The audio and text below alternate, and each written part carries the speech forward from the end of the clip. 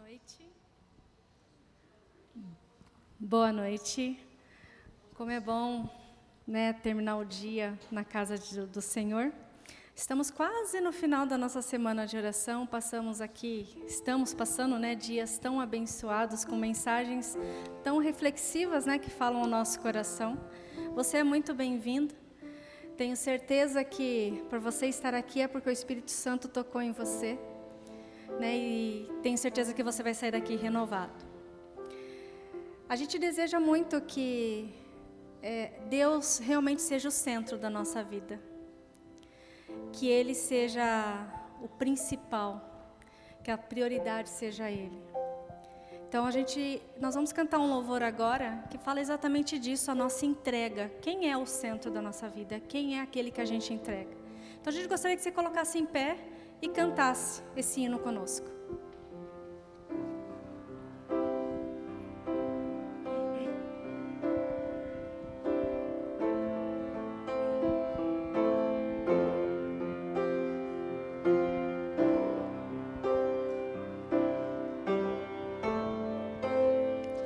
Aquele que em suas mãos detém a força e todo o poder.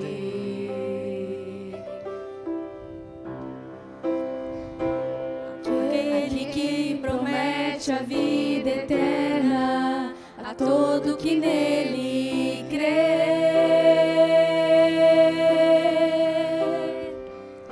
É Ele quem nos guarda e que operando quem impedirá?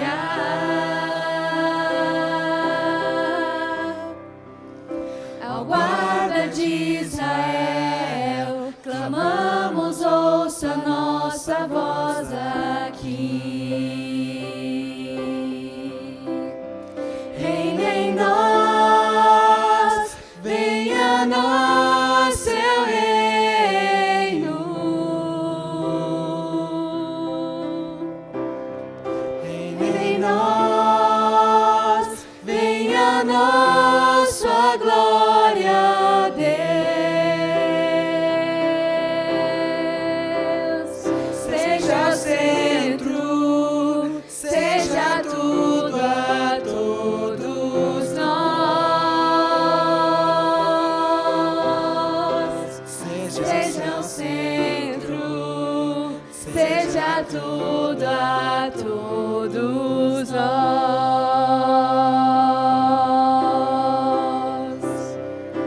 Aquele que em suas mãos detém a força e todo o poder. Aquele que promete a vida eterna a todo que nele crê.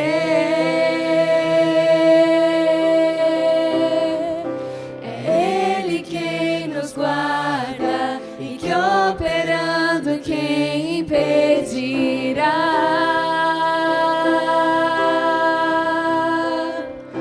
A guarda de Israel, clamamos, ouça nossa voz aqui. Reina em nós, venha a nós seu reino. Reina em nós, venha a nós sua glória, Deus. Seja o centro, seja tudo a todos nós. Seja o centro, seja tudo a todos nós. Reina em nós, venha a nós seu reino. Reina em nós, venha a nós sua glória, Deus. Seja o centro, seja seja tudo a todos nós. Seja o centro, seja tudo a todos nós.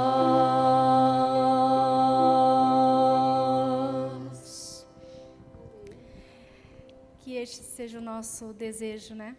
Agora nós vamos cantar o louvor que é o que a gente escolheu para a semana toda, né? Que é o Toma o Meu Coração. Que essa semana realmente se entrega, né? Senhor, olha, toma o meu coração. E esse hino foi escolhido para a semana com muito carinho, porque é o nosso desejo. Então que você possa cantar conosco realmente sentindo ali, né? E pedindo para que Deus possa tomar o seu coração.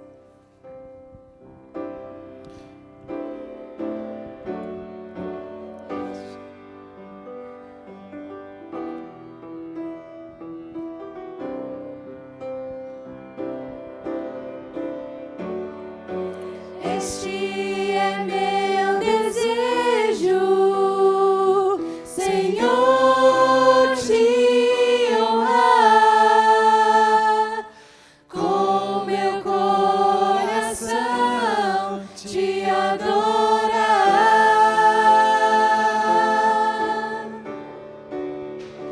Tudo que há em mim te dá louvor, só te adoro, meu Senhor.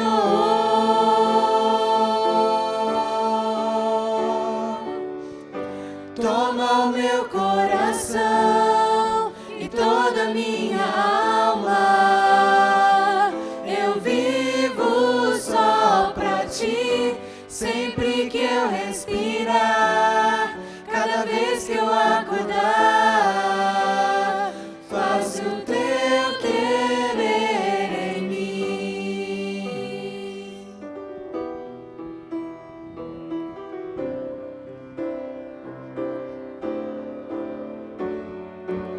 Este é meu desejo, Senhor, te honrar, com meu coração te adorar.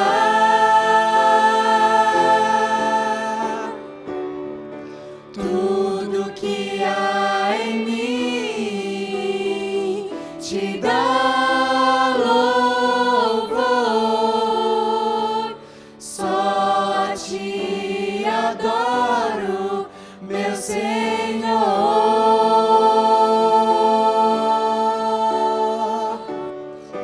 Toma o meu coração e toda a minha alma, eu vivo só pra ti, sempre que eu respirar, cada vez que eu acordar, faz o teu querer em mim.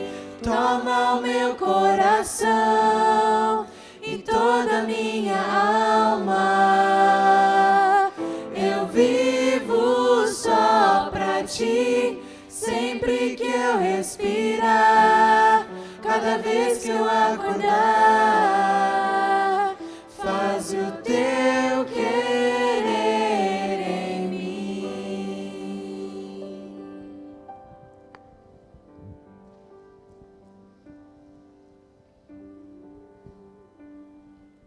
Nesse momento eu convido aqueles que podem e querem que nos ajoelhemos para adorar.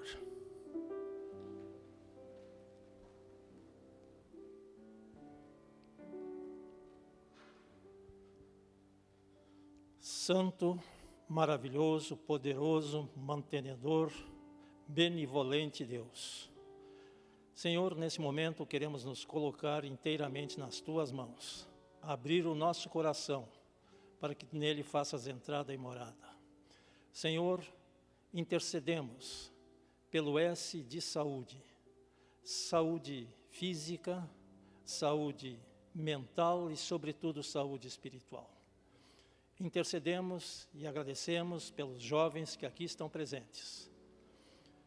Intercedemos também por aqueles que justificadamente aqui não estão.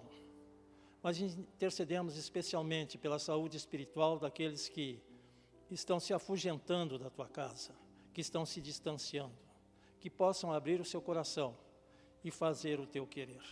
Que nós, um pouco mais avançados em idade, sejamos um apoio total a estes jovens, para que todos nós possamos ter o milagre da transformação e da santificação, para um dia alcançarmos a glorificação em Cristo Jesus.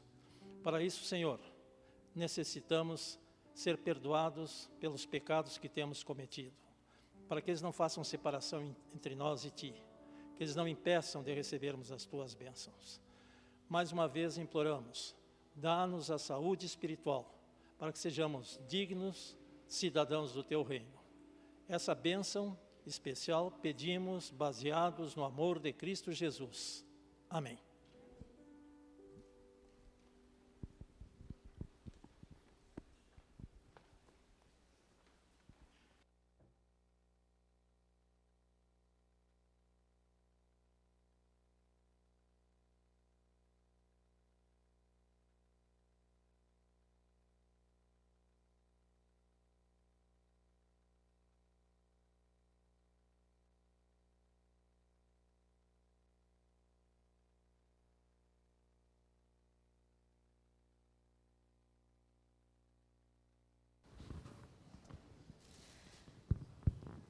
Quem não recebeu o número?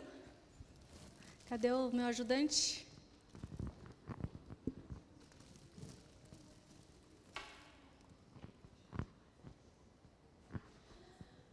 Está começando a aumentar os prêmios, hein? Hoje vão ser 2. Amanhã nós temos, acho que 5 para sortear.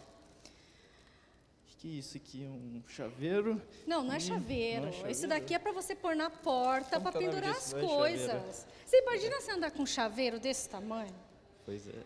Como que é o nome disso? Não é chaveiro? Eu não sei o nome, porta-chave, mas é para né? pendurar na porta, Porta-chave. assim, ó, e você pendura as coisas. E uma camiseta do G148, tamanho M, feminino. Olha aí. Quem que tá com sorte hoje? Eu não tô não, Não tá, tropecei tá duas sem vezes número? vindo Ah, lá pra cá. atrás, Guigui. Gui, me fala qual que é o último número, filho. 35.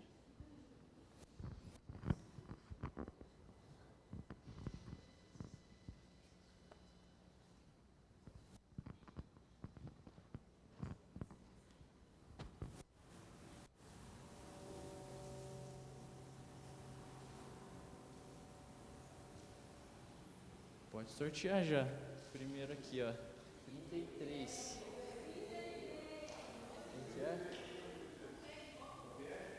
Ué, não veio? Ah, tá ali, ó.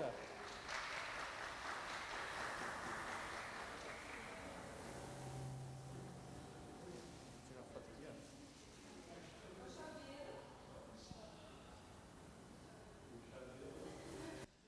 Parabéns pelo chaveiro.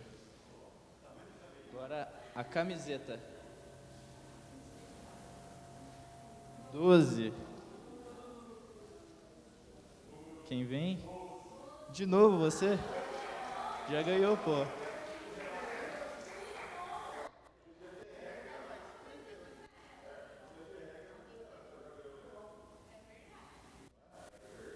Bia saiu no lucro ali. Pronto.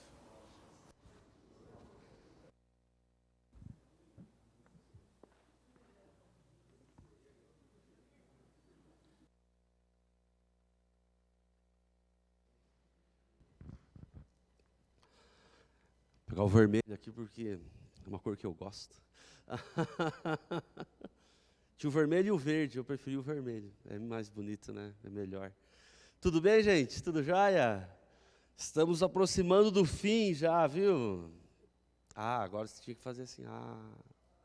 Não, obrigado pela sua espontaneidade. Foi muito legal, viu? Está sendo muito legal. E a Lilian comentou alguma coisa agora a respeito do hino, né?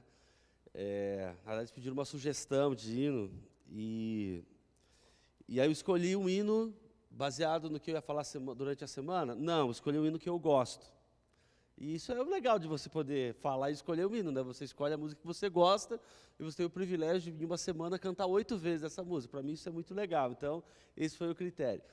Mas de tudo aquilo que nós falamos, e vamos falar ainda, os nossos próximos 2 encontros, ainda sexta e sábado, hoje é o que mais tem a ver com o hino que nós cantamos. E eu convido você já a abrir a sua Bíblia em 1 Reis, capítulo 18, tá? Esse lance de toma o meu coração, esse lance de toma todo ele, a gente vai conversar bastante sobre isso nessa noite. Enquanto você procura o acesso à Bíblia, se você puder, por favor, permaneça com ela em mãos, tá? Porque nós não vamos ler assim uma sessão toda e aí comentar, não, eu vou ler, a gente vai parar, e a gente vai ler e parar e ler, entendeu? É isso que a gente vai fazer. E aí, ainda enquanto você procura, deixa eu fazer uma pergunta para você. Qual foi, ou quais foram, as decisões ou a decisão mais difícil que você já teve que tomar na sua vida? Consegue pensar? Qual foi? Quais foram? Vez ou outra a gente se depara com um momento assim, não é verdade?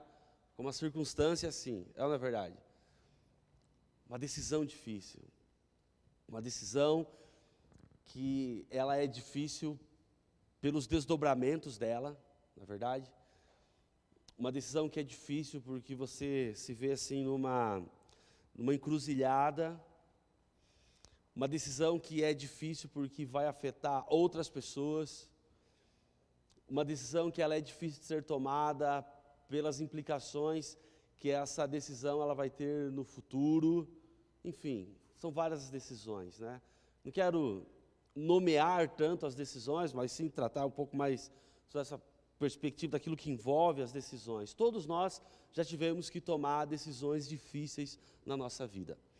Uma das decisões mais difíceis que eu já tive que tomar na minha vida foi a decisão de entender que eu tinha que parar a minha vida e ir para o seminário, fazer uma faculdade de teologia para ser pastor.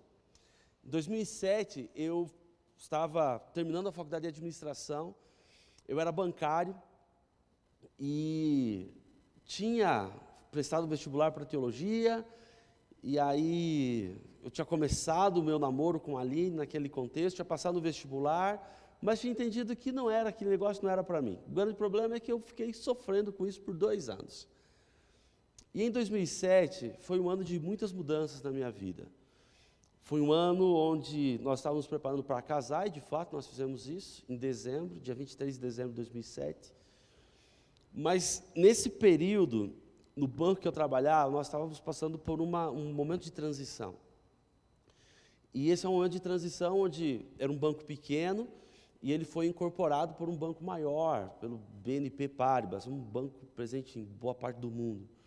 E esse banco que era pequeno, ele ia se tornar grande. E nós não tínhamos muitas pessoas que trabalhavam ali, e eu trabalhava com análise de crédito naquela época. E, na verdade, sempre trabalhei com análise de crédito naquele contexto.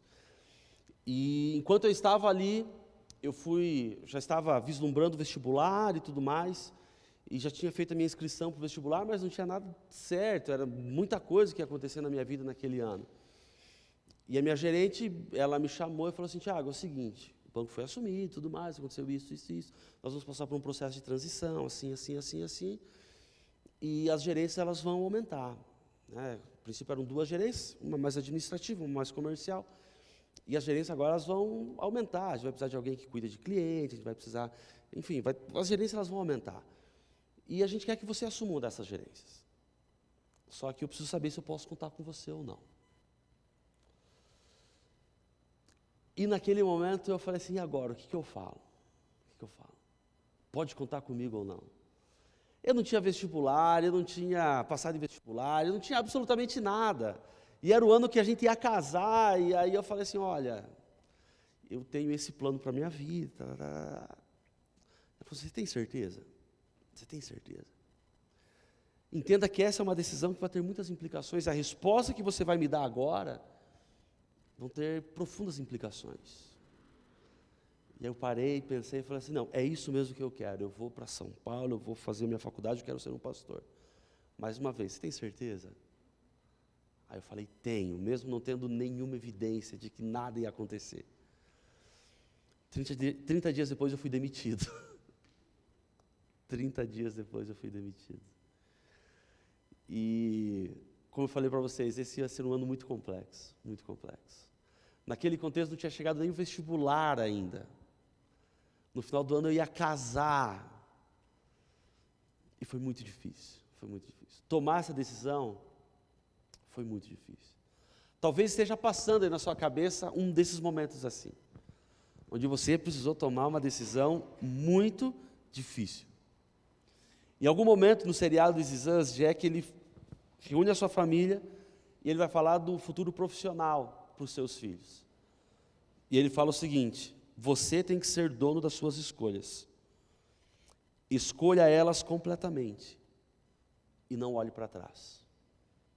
É mais ou menos aquilo que Jesus falou, né? Quem lança a mão do arado, não olha para trás.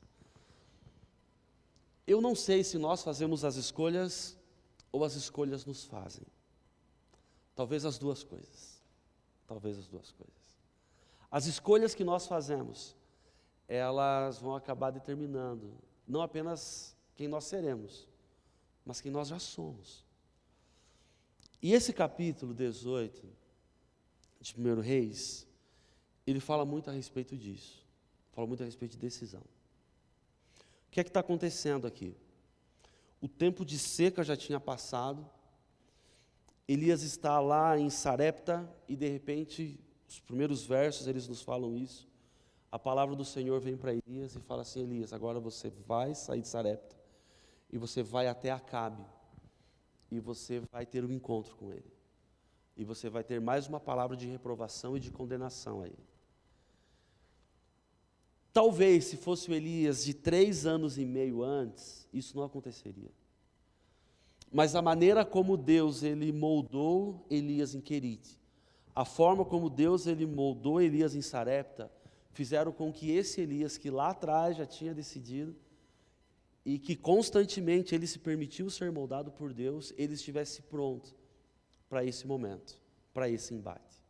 Ele vai, se dirige até Acabe, acontece um monte de coisa aqui no capítulo 18, mas eu quero já dar um salto na história com vocês. Chegando no verso 17, a gente vai ler do verso 17 em diante, tem algumas coisas interessantes aqui. Primeira delas, verso 17, a palavra diz assim: quando Elias se encontrou com Acabe e tudo mais, o Obadias tinha falado ali para Acabe: olha, Elias quer se encontrar com você, e ele fez o meio campo todo. A palavra diz assim: quando Acabe o viu, disse: é você mesmo, perturbador de Israel? Quem está falando isso é o rei, é o monarca, é quem tinha o poder na mão, é quem tinha o exército na mão, é quem tinha espada para lutar, quem tinha exército à sua disposição, é ele que está falando. E é interessante que Elias não se sente intimidado, né? Porque ele diz assim: eu não causei problema algum a Israel. Agora, o Senhor e a sua família, vocês é que são os perturbadores de Israel, pois vocês se recusam a obedecer os mandamentos do Senhor. E em vez disso, adoram as imagens de Baal. E aqui começa um negócio interessante. E talvez é uma das coisas que mais me chamam a atenção, parece que não é tão relevante assim, e eu acho que não tem tantas lições espirituais para a gente tirar disso, mas é um negócio que eu acho muito interessante.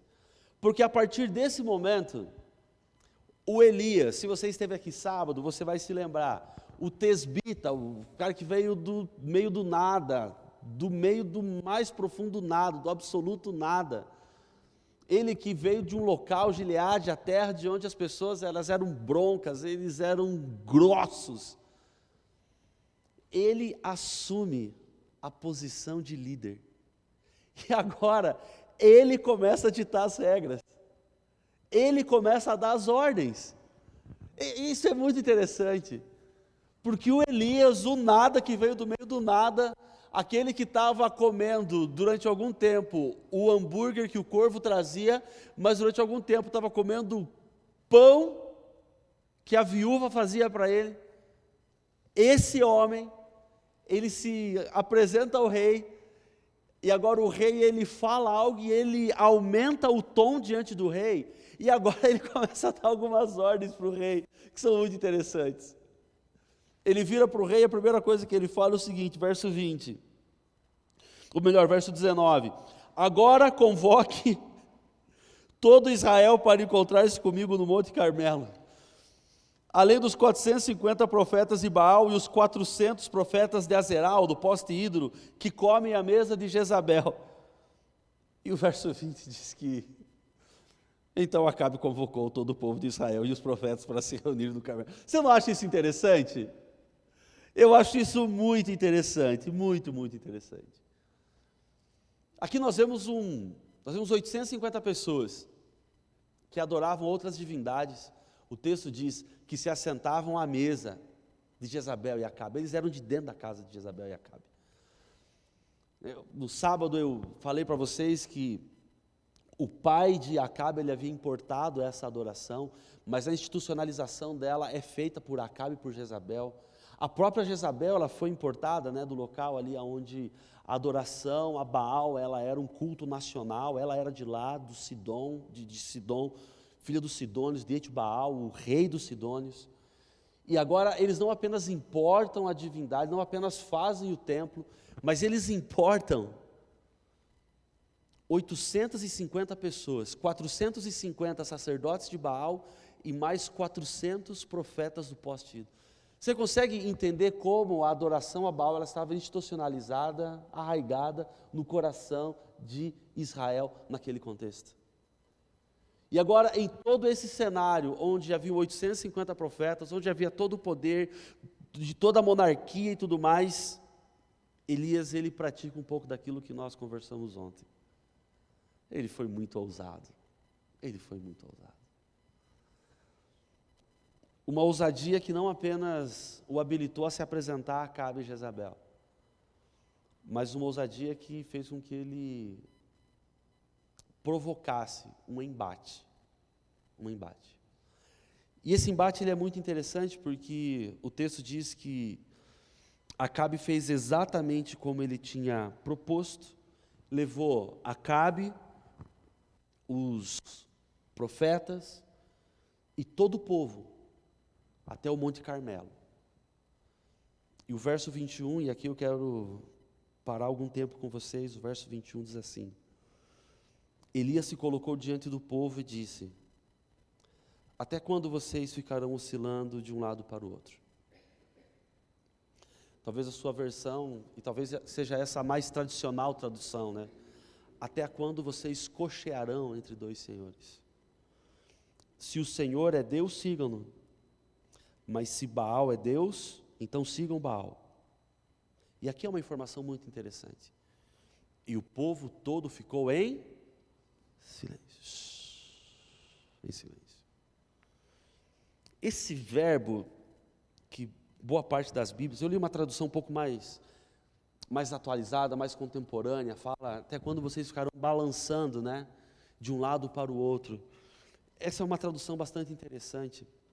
Obrigado.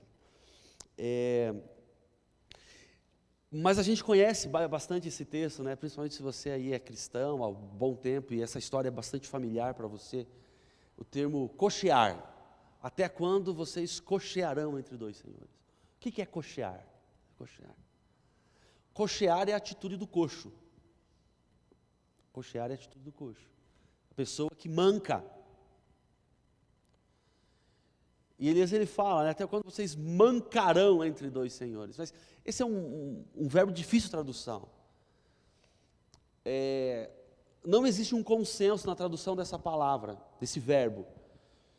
Mas a melhor das traduções, ela é a seguinte: é um verbo que é difícil você traduzir uma palavra que você não tem na sua língua, Mas pense em um verbo utilizado para o pulo do passarinho de galho em galho. Eu não sei se existe esse verbo ou não, provavelmente não exista. Mas essa é a ideia, É mais ou menos isso que Elias fala. Até quando vocês vão ficar pulando de galho em galho? Até quando vocês vão ficar de um lado para o outro? E quando eu olho para esse texto, eu entendo o cenário espiritual daquele local, daquele contexto, daquele povo. Porque se de um lado havia uma força de Jezabel e de Acabe para adorar a Baal, para adorar ao poste ídolo, para trazer essa idolatria, por outro lado também havia um esforço. E se você quiser fazer esse exercício na sua casa, leia a história de Obadias, nesse mesmo capítulo, que era a pessoa que servia a Acabe. Ele que adorava a Deus, que estava dentro do palácio, é aquele que vai ser o interlocutor de Elias e de Acabe. E ele adorava a Deus. Mas não apenas haviam esses dois grupos, os adoradores de Baal e os adoradores de Deus. O problema não era esse, o maior problema não era esse.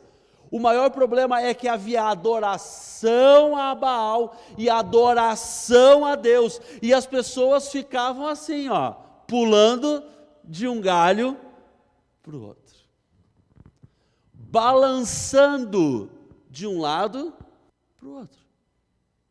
Em alguns momentos eles adoravam a Baal, porque, sei lá, eu vou plantar na minha terra, e agora Baal é o Deus do trovão, o Deus da chuva, o Deus das estações, o Deus da agricultura.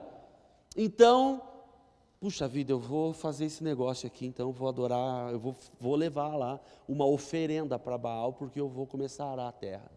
Mas aí de repente, ele colhia, e aí tinha a festa das primícias. Aí ele falou assim, não, então agora eu vou agradecer a Deus, eu vou levar essa minha oferta lá para Deus na festa das primícias. Talvez um dia tinha a festa, o dia de Baal, o Natal de Baal. Aí no outro dia tinha o dia da expiação, e eles faziam isso. Eles adoravam um pouquinho Baal e eles adoravam um pouquinho ao Senhor. Se fosse no nosso contexto, é bem provável que Elias utilizaria a palavra sincretismo religioso, um x-tudo espiritual, um baião de dois espiritual, misturando as duas coisas. É mais ou menos isso que está acontecendo. E aí Elias se dirige para o povo e fala, até quando? Até quando? Até quando esse meio doce, meio salgado? Até quando esse linha cinzenta que você não consegue definir? Até quando essa situação de pôr do sol, que você não sabe se é dia ou se é noite? Até quando essa situação, se você não sabe se é doce, se é salgado? Eu acho que essa palavra de Elias, ela ecoa pelos séculos. E ela chega até a gente hoje com a mesma força, com a mesma intensidade. Porque eu não tenho dúvida que essa seja a condição espiritual mais prazerosa para o diabo. Mais prazerosa. De fazer com que pessoas, elas venham à igreja em um sábado, em um domingo, e às vezes até uma semana toda. E aqui elas adoram, aqui elas abrem a Bíblia, aqui a gente levanta e canta. Mas quando você sai desse contexto, não é que você para de adorar, não é que você para de ler, não é que você... Não. É que você vai para o outro extremo, para o outro oposto. Lá para onde está Baal. Eu não gosto de falar exatamente porque a gente pode limitar as coisas, sabe? Mas hoje eu anotei um pouquinho de algumas situações assim. Sabe, quando a gente entra na igreja, a gente se levanta para adorar e nós falamos belas palavras. Toma o meu coração, toda a minha alma. Eu vivo só por ti, gente, isso é maravilhoso.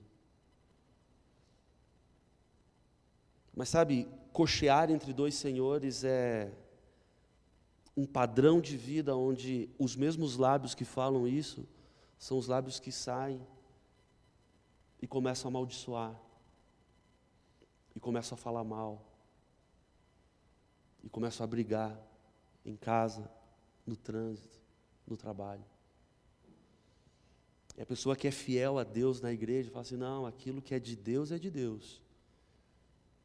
Mas aquilo que eu posso sonegar lá fora, eu sonego. Sabe, é quando eu pego o meu celular aqui na igreja e eu estou com a Bíblia aberta. Mas quando eu chego em casa, eu entro no meu quarto, eu só faço navegação privada. Só faço aba anônima. É isso. É isso. Até quando que eu vou ficar de um lado para o outro? Como disse a vocês, essa é a situação espiritual mais perigosa que uma pessoa pode se encontrar. Em vários momentos a Bíblia ela nos apresenta essa realidade como advertência sob diversas perspectivas. Paulo ele fala que existe uma mente espiritual, uma mente carnal e uma mente natural, a mistura dessas duas coisas. Jesus falou do trigo, Jesus falou do joio, mas Jesus falou daquilo que a gente está misturado e a gente não sabe o que é. Em Apocalipse, João ele fala do quente, do frio e do morno. Essa é a realidade. Essa é a realidade. Isso tudo acontece quando, em algum aspecto, em algum setor da nossa vida, em algo onde a nossa vida ela acontece, quando o Senhor ele não consegue entrar e acessar aquele compartimento, aquela área específica da vida, aquele bloco da vida, aquele setor da vida. Essa era a grande crise de Israel por um motivo muito simples. Se alguém chegasse para Israel e perguntasse assim: quem é o Senhor da sua vida? Eles não sabiam responder. Porque talvez as terças, quintas e sábados era o Jeová. Mas segunda, quarta e sexta era Baal. Entende? Essa era a condição. Essa era a condição. Quando se olhava e falava assim: quem vocês adoram em casa? Talvez não era a mesma resposta do tipo, quem governa as coisas no trabalho. Não era. Não era. Talvez as práticas relacionais no contexto familiar eram umas. No contexto afetivo, de namoro, de casamento, era outra. E essa condição de estar dividido, é uma condição que acompanhou Israel durante boa parte da sua história, durante boa parte da sua trajetória. São raros os momentos onde nós vemos Israel apenas em um lado, apenas em uma adoração, não. Essas outras divindades, elas sempre estiveram ali, dividindo a atenção. Dividindo a atenção. O Novo Testamento fala que Deus é ciumento. Que Deus é ciumento. Eu não sei se você é ciumento, se você é ciumenta. Mas eu quero imaginar aqui com vocês o seguinte cenário. Sábado à noite, você é convidado para um jantar. E nesse jantar estão reunidos todos os colegas de faculdade do seu esposo ou da sua esposa. E você vai lá, está tudo certo. E aí quando você chega, e você chega com a sua família, obviamente, se é do seu esposo, vem uma amiga, se é da esposa, vem um amigo. Te abraçar de uma forma muito expansiva, muito alegre, muito simpática, quase que rompendo a barreira da simpatia. E você vê que ele ou ela, que é o seu cônjuge, se anima com a situação. E aí apresento e de repente a conversa começa a ficar só aqui. E aí de repente eu começo só a conversar com ela e esqueço a minha esposa. E converso, e dou risada, e vai, e foi. E aí de repente eu começo a ficar de lado, eu vou para pegar um suco, e aí eu trago 2 copos. Um para mim e um para a amiga. E esqueço da Aline.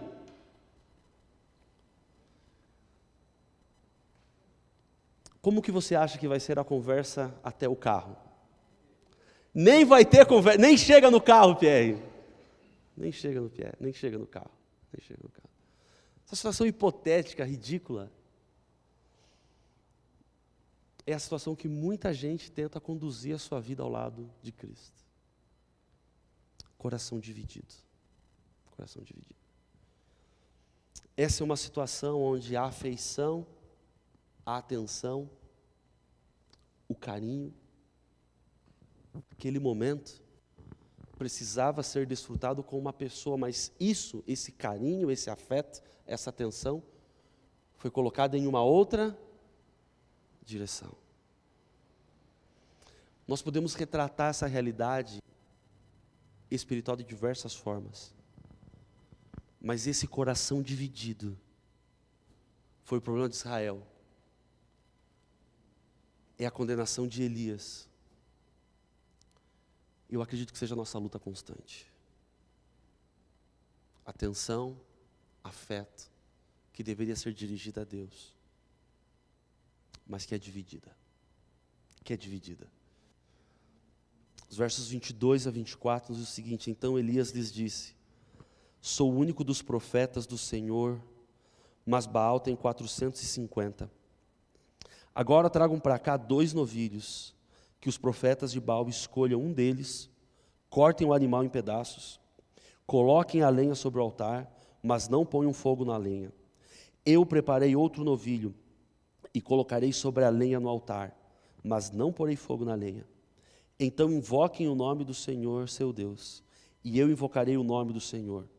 O Deus que responder com fogo, esse é o verdadeiro. E todo o povo, o quê? Fez o quê? Concordou. Eu falei para vocês anteriormente que o povo ficou em silêncio. No verso 21 diz: o povo, contudo, ficou em... Quando Elias falou, vocês estão com o coração dividido, sabe o que aconteceu? Quem cala, consente. Silêncio. Não tem como. Não tinha como retrucar. Não tinha como se posicionar. Não tinha como. Algum tempo atrás eu tive que fazer uma visita para alguém que tinha cometido um deslize. E era uma acusação. Quando nós chegamos, apresentamos a situação, ele falou assim, exatamente como eu estou falando para vocês. Não cometi isso, não. Não cometi isso, não. Ele falou assim, olha, com todo respeito, mas a sua postura, ela te entregou. Porque se eu tivesse recebido essa acusação, eu ia bater na mesa agora e falar assim, a gente vai agora na casa de quem está me acusando e vão tirar essa história limpo. Mas não foi assim. Foi não. É isso que o povo faz quando Elias acusa. Não tem o que falar. Mas agora, quando ele propõe o desafio, ele fala assim, olha, boa ideia. O povo fala. Vamos lá, realmente, vamos ver quem que é Deus aí, a gente vai seguir. Convicção? Zero, não tinha convicção nenhuma. Vamos ver, quem ganhar a gente segue. E quando eu olho para esse cenário, principalmente se você gosta de praticar esporte, o cenário é o seguinte. Quando a gente vai fazer a divisão dos times, como é que você faz? A regra universal é, para o ímpar, primeira coisa, para o ímpar. Quem ganhar, começa escolhendo, certo? E você escolhe todos de uma vez ou não? Não. Um escolhe, depois o outro. Para quê? Para dar equilíbrio. E aí depois vem o outro para o ímpar. Qual que é o para o ímpar? Começar. Um escolhe o campo e o outro escolhe a bola. É ou não é? Em todo lugar do mundo é assim. Quando eu olho para essa realidade, eu vejo que, aparentemente, Baal, os profetas de Baal, eles saem com a vantagem em todo o tempo. Porque olha só que coisa interessante. Verso 22. Elias está sozinho. Os profetas de Baal estão em quantos? 450. Quem está em vantagem? Baal ou Elias? Verso 23. ele fala, a gente vai dividir os novilhos, e aí vocês começam. Vocês escolhem o novilho e vocês começam. Ele dava a chance deles escolherem. Ou seja, ele fala assim, olha, vocês escolhem o campo e vocês começam com a bola. Quem está em vantagem, o Baal ou Elias? Um pouco mais à frente, ele reforça a ideia do tipo, olha, e se o de vocês queimar primeiro, vocês são os vencedores, eu não vou ter nem chance. Nem chance. Quem nessas regras você acha que está em vantagem? Baal ou Elias? Em todos os casos, quem sempre está com a vantagem, é claro que é Elias. Por um motivo muito simples. Os profetas tinham uns aos outros, mas Elias tinha Deus. E mesmo estando sozinho, ele e Deus, Elias estava em vantagem. O que eu estou querendo dizer para você é que se você estiver com Deus, você sempre estará em vantagem. Não importa se lá no seu trabalho você é o único cristão, você e Deus sempre estarão em vantagem. Não importa se na sua sala de aula você está sozinho, você e Deus sempre estarão em vantagem. Sempre estarão em vantagem. Quando nós avançamos na história, nós vemos a incoerência do coração humano, a incoerência do coração dividido. E talvez seja exatamente por isso que nós vemos hoje tantas pessoas vazias. Porque eles adoravam uma divindade que simplesmente não conseguiu respondê-los. Verso 26 diz, eles prepararam um dos novilhos, colocaram sobre o altar, invocaram o nome de Baal desde a manhã até o meio-dia, e gritavam, ó Baal, responde-nos. E aqui existe um aspecto muito interessante, muito interessante. A tentação seria dizer assim, mas Baal não respondeu. Só que o autor não faz isso. O autor diz, mas não houve resposta. Por que não houve resposta? Porque Baal não existe. Porque Baal não existe. A questão não era que Baal não respondeu. A questão é que Baal não existe. E é exatamente por isso que ter um coração dividido nos leva a esse vazio tão grande. Porque é dar ao vazio um local que precisa ser de Deus. E que apenas Deus pode preencher. E que apenas pode ser de Deus. É exatamente por isso que buscar outras formas que não em Deus, para preencher o nosso coração, como diz o próprio Salomão, é uma busca atrás do vapor. Não preenche, não preenche. É o primeiro julgamento que o autor do livro ele faz. Baal, ou melhor, não houve resposta. Porque Baal simplesmente não existe. E é muito interessante a maneira como em toda essa narrativa, Deus ele sempre é colocado acima de Baal. Baal é citado 6 vezes no texto. O Senhor é citado 12 vezes no texto. A superioridade de Deus. Uma perfeita superioridade de Deus. No fim de tudo, depois que o sacrifício ele foi consumido, e essa é a última questão que eu quero destacar para vocês. No verso 30, o texto diz o seguinte: então Elias disse ao povo, venham aqui. E todos se reuniram em volta dele.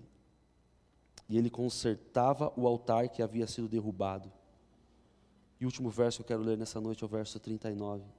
Quando o povo viu isso, viu o quê? Viu o sacrifício que Elias havia colocado sendo consumido. O altar, a lenha sendo consumida, a água sendo consumida, as pedras sendo consumidas. O verso 39 diz que o povo viu tudo isso, se prostrou com o rosto em terra, então gritou: o Senhor é Deus. Sim, o Senhor é Deus. Essa é uma cena muito interessante. Todo o capítulo 18 ele está narrado na perspectiva de quem assiste a cena. Essa é a perspectiva de quem assiste a cena. E esse é um texto, esse é um momento que eu consigo enxergá-lo quase que de forma cinematográfica. Porque nós temos no primeiro plano dessa cena, com a imagem ali, com o foco ali, as chamas subindo, de tudo aquilo que havia sido consumido pelo fogo que o Senhor havia enviado, está ali. E aí num segundo plano, na mesma cena, mas no segundo plano, meio desfocado, no fundo, em paralelo àquilo, está um altar erigido. Um animal todo cortado ali em cima. Moscas sobrevoando. 450 homens com o corpo todo machucado, talvez já com o sangue começando a coagular, exaustos. Essa cena. 2 planos na mesma cena. Um no primeiro foco, com a chama levantando e tudo mais. No segundo plano, o profeta de Baal. Aquela cena, ela retrata para a gente a insanidade de se ter um coração dividido. A loucura completa. A insanidade absurda, absoluta, de se deixar de adorar a Deus. A insanidade de se ter uma vida distante de Deus, de ter um coração dividido, de ter um coração particionado. A insanidade.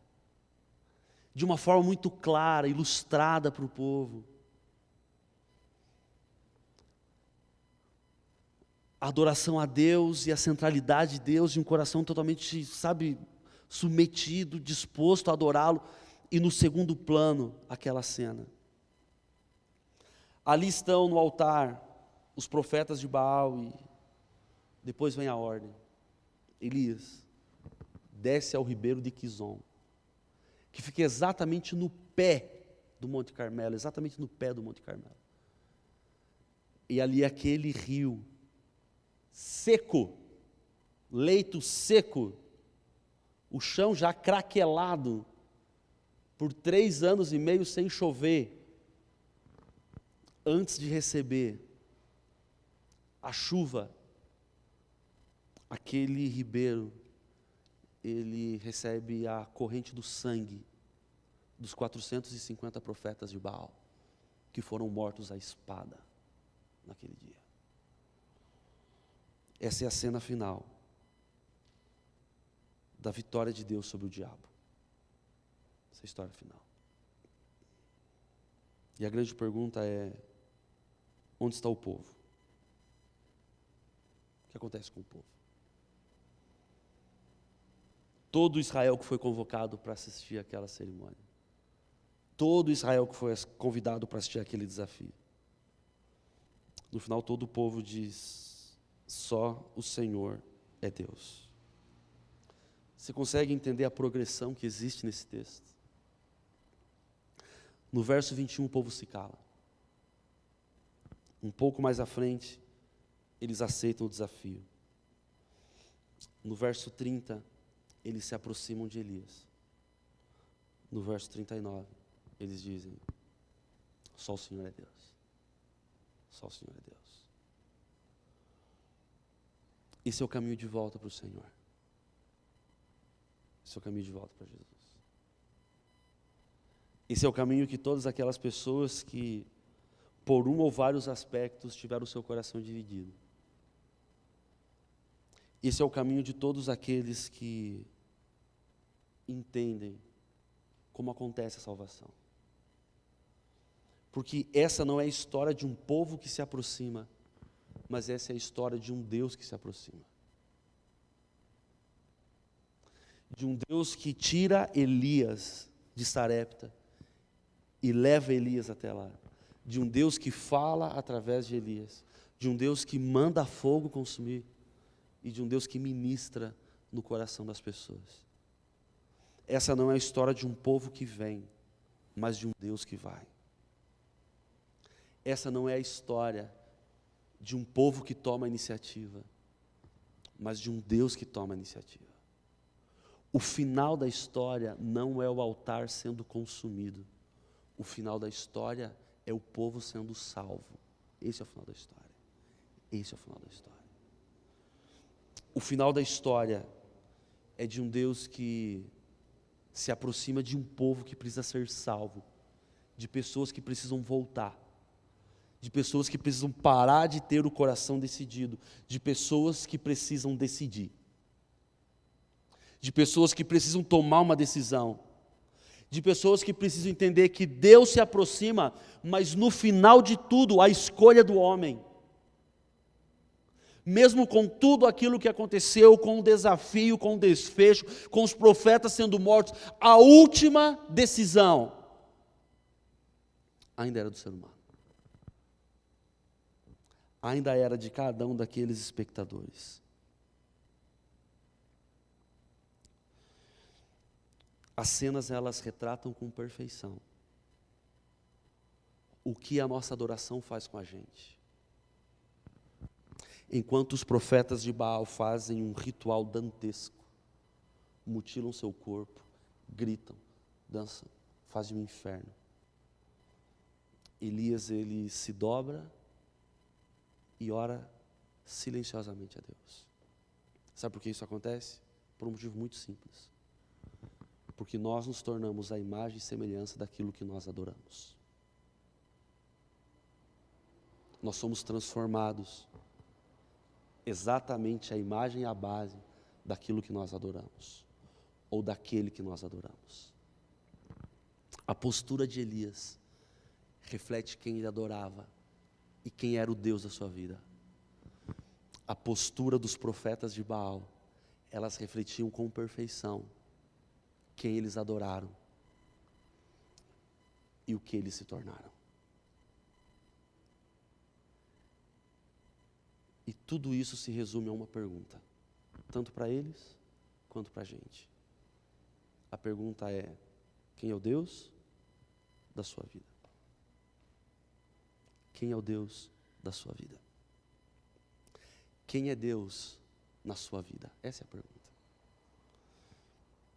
No final de tudo, e agora eu não falo de reis, agora eu falo da história do mundo. A questão vai ser apenas uma: quem é Deus na sua vida? Quem é o Senhor da sua vida? Por mais que Deus ele se aproxime, por mais que Deus ele interfira, por mais que Deus ele faça um movimento, eu preciso me aproximar de Deus.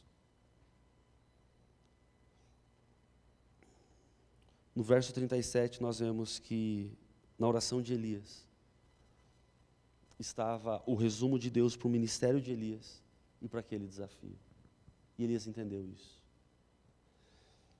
E sabe, é com essa oração que eu quero terminar nessa noite. Elias não fala assim: Senhor, atende a minha oração para eu não ser cancelado. Senhor, atende a minha oração, porque senão o que as pessoas vão pensar de mim? Senhor, atende a minha oração, senão eu estou demitido como profeta. Senhor, atende a minha oração, senão eu vou morrer. Não. Elias fala assim: Senhor, responde, para que esse povo saiba que Tu, Senhor, és o verdadeiro Deus e está buscando o povo de volta para Ti. Incrível isso, né? Incrível isso. Nossa, isso é lindo, essa oração é maravilhosa. Senhor, atende essa oração, para que esse povo saiba que o Senhor é o verdadeiro Deus e que o Senhor precisa ser o Deus da nossa vida. De tudo, de todos os aspectos, de cada aspecto, de todos os locais onde a nossa vida ela acontece, que o Senhor é o Deus. e que o Senhor está buscando de volta o coração, a atenção, a devoção desse povo para o Senhor. A pergunta e a oração são as mesmas. Até quando você vai cochear entre dois senhores? Até quando você vai ter um coração dividido, que não é totalmente do Senhor? Até quando você vai tentar misturar Baal e o Senhor na sua vida? Até quando? E a oração e o convite, que não sou eu que faço, é Elias faz para você hoje de novo. O Senhor está buscando você. O Senhor está buscando uma adoração completa, integral. O Senhor continua buscando hoje um coração só para Ele e atenção só para Ele. O Senhor continua buscando você hoje ainda. E a coisa mais incrível que nós podemos ver nessa história é que assim como o Senhor não desistiu de Israel, Ele não desiste da gente hoje. Isso é incrível, isso é incrível. Assim como o Senhor insistiu e foi até eles, Ele continua fazendo o mesmo com a gente hoje. Mesmo eu com o meu coração dividido. Ele continua buscando o Tiago de volta para Ele. Buscando você de volta para Ele. Buscando um povo que tem o coração só para Ele. Eu não sei em que você pula de um galho para o outro. Eu não sei o que tem sido Baal na sua vida. Eu não quero saber. Mas eu sei que tem um Deus que procura você nessa noite. Que mais uma vez te dá uma oportunidade nessa noite. Que busca você nessa noite. Quero convidar você a fechar os seus olhos. E assim como Elias fez, orarmos ao Senhor. Pai querido, obrigado por não desistir da gente. Obrigado porque mesmo com atenção, com devoção, com fidelidade, muitas vezes dividida entre o Senhor e o inimigo Baal, mesmo assim o Senhor vai até onde nós estamos. Mais uma vez o Senhor revelou graça, o Senhor ministrou salvação na nossa vida como uma oportunidade de reconciliação, de tomar uma decisão importante e definitiva. Obrigado porque mais uma vez o Senhor nos dá a oportunidade de nos posicionar pelo Senhor, por aquilo que é correto, por aquilo que nós sabemos ser o certo, e mesmo assim, de uma forma rebelde e ousada, nós nos posicionamos contrário, nós fazemos contrário. Por isso nós pedimos a Tua graça perdoadora, e para aquilo que vem para frente nós pedimos o Teu poder, para que a nossa história seja a história de Elias e não do povo de Israel com o coração dividido. O Senhor sabe e conhece cada área da nossa vida.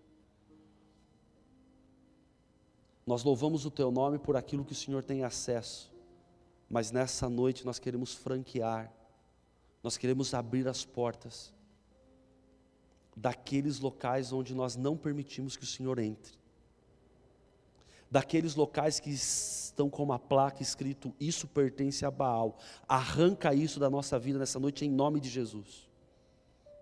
Ó Deus, ao Senhor que se movimenta em nossa direção, nós escancaramos a porta da nossa vida, o nosso coração que até esse momento era dividido para ser totalmente do Senhor.